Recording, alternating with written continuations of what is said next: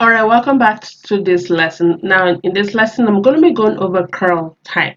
You might be thinking to yourself, yeah. I know so much about curl type already. I know my hair type. I don't need to listen to this. But guys, remember when I was introducing this lesson, I said you should keep an open mind here. So in this lesson, I will need you to open your mind as wide as possible because guys, you know me, I'm going to be sharing some new details, some cutting edge information that you are probably not used to.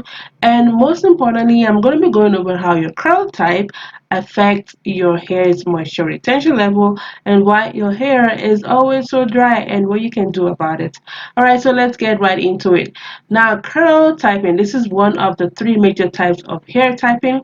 Now, black women generally would have curly hair or coily hair, right? And there are many ways actually that people have classified hair type, that they've given names to different hair texture, but the most popular method is the alphanumerical hair typing system. Now I'm going to go through that right now. So from this image you can see, we have this image, even though I'm going to show you the next image, which will make things more clear.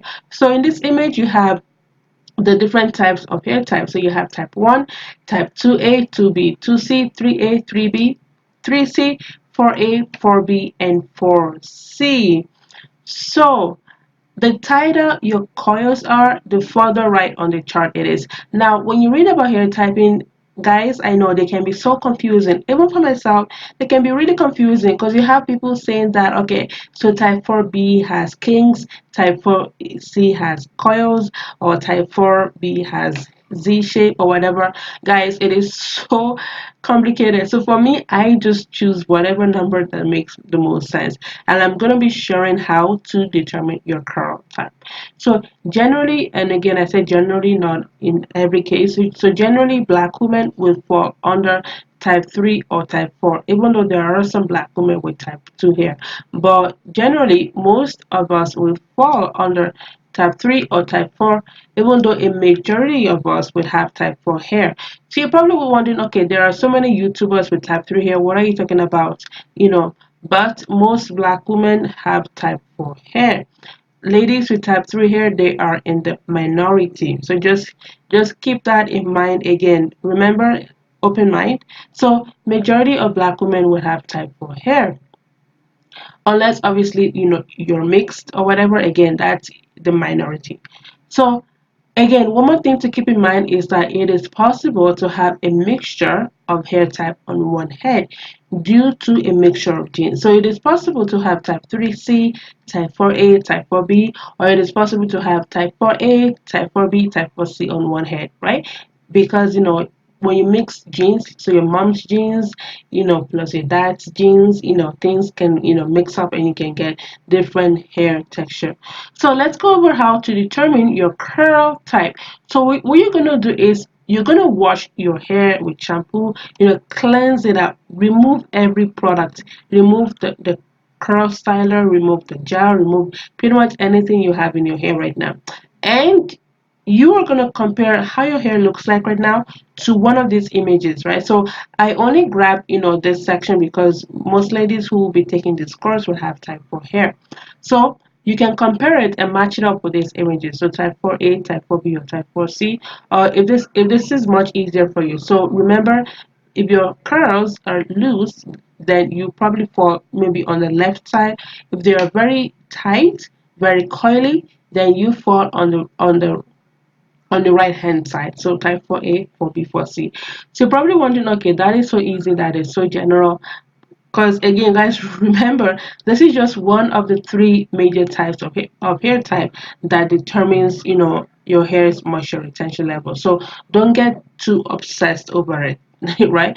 Because I'm gonna be going over the other two major types of hair type that you need to be aware of and that determines your hair's moisture retention capability. So before I end this lesson, I wanted to go over why you have curly hair or why you have coily hair. So depending on the shape of your follicles and in an upcoming lesson, I will just briefly go over follicles. So follicles pretty much are the tiny holes on your head, on your scalp, where your hair grows out of. So depending on the shape of the follicles, right, it will determine if your hair will be straight, curly, wavy, coily, or whatever. So for curly hair or for coily hair, scientists say that our follicles are bent, sort of like what you see here. So it's not round, right? It's not round, it's not oval, it's sort of like bean shaped, sort of, right? And it's bent, it's not straight. Because here for the straight hair, you can see, right? Like the hair just grows out and it grows out straight.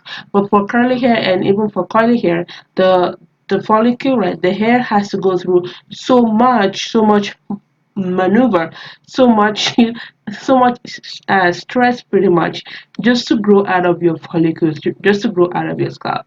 And also, yeah, so when it grows out of your follicles, right, so that's why our hair comes out coily, curly, or whatnot, right? So it is based on the shape of your follicles, right? So that's why, you have a different hair texture from other people.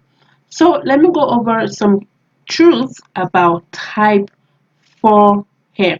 So 5 things you need to know about type 4 hair. It is very, very, very versatile.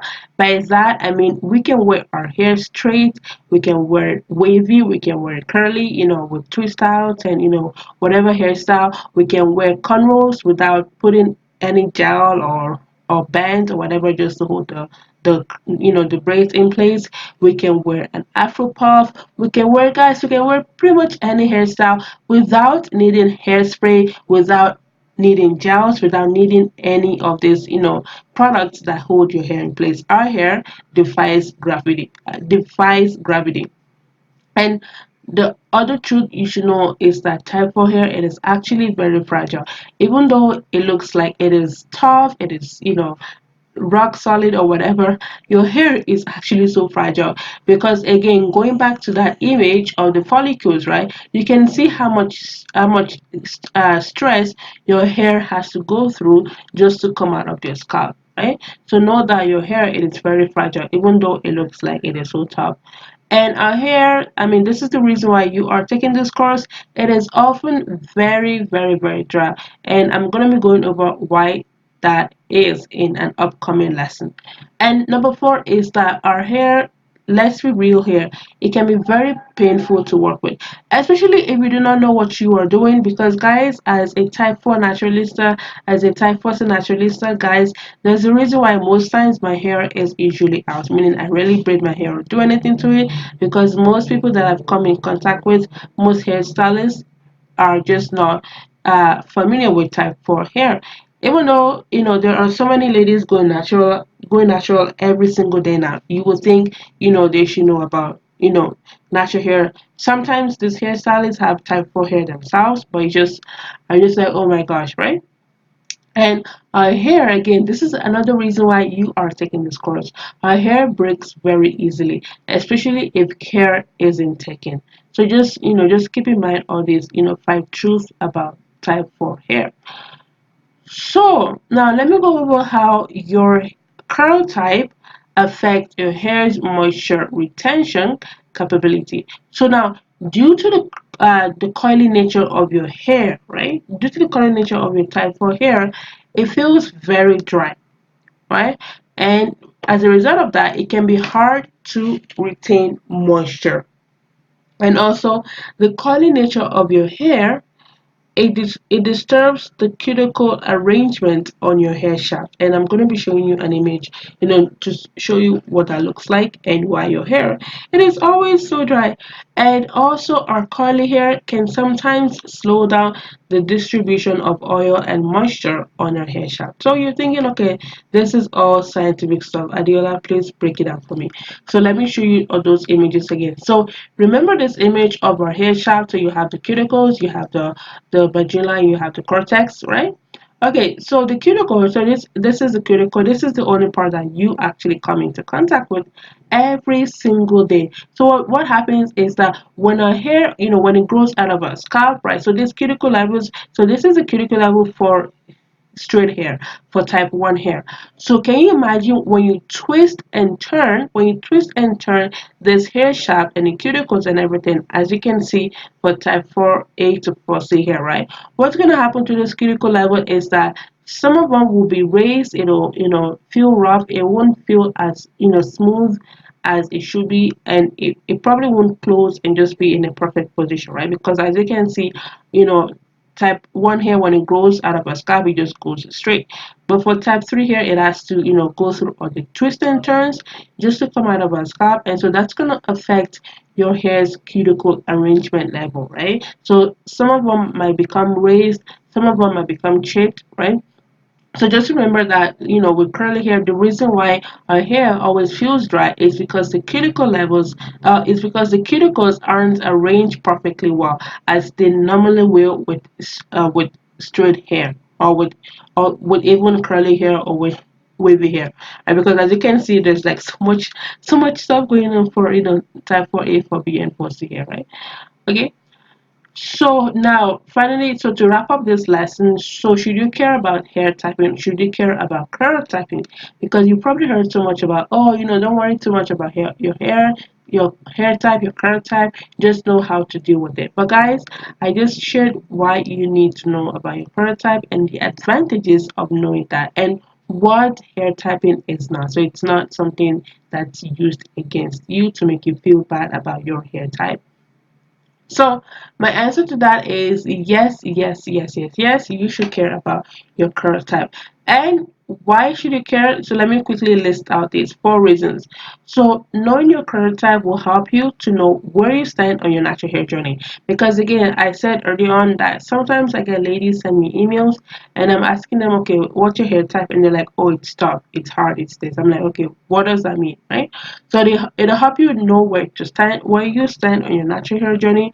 It'll also help you to identify with other groups of women with a similar hair texture. So there are so many pages, Facebook groups, Instagram pages, just for type 4C hair, for type 4 hair, and you have so many blogs like myself that caters you just want particular hair type, mainly type 4 hair.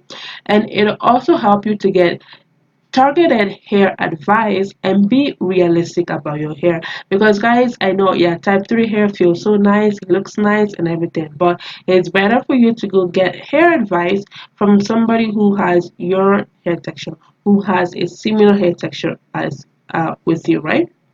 And finally, it'll help you to research the right information, because if you know your hair type, like, okay, so I have type 4A hair, I have type 4C hair, it'll help you to get the best results, the best answer to whatever problems you are going through with your hair, right? With your type 4 hair.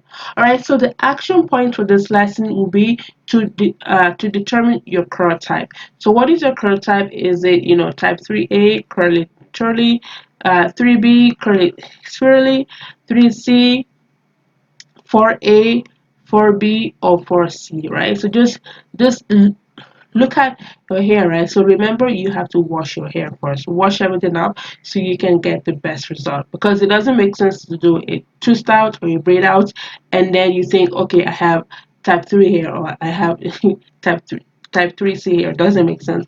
You need to wash out your hair, and just from a freshly cleansed hair, then you can determine what your real hair type is. And also, let me know what your hair type is in the discussion box below, in the comment section below. I would love to know what your hair type is in the comment section below. All right, so in the next lesson, we are going to be going over your hair thickness, and that's the second major hair type that you need to be familiar with.